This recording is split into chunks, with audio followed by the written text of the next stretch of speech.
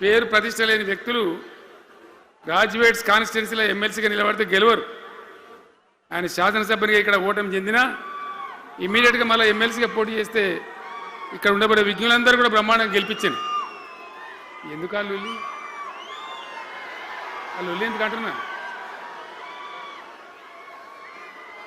అట్లా కాదు కదా, ఇక్కడ నేను మొత్తుకుంటున్నా, అక్కడ నువ్వు మొత్తుకుంటున్నావు, అర్థమవుతుందా?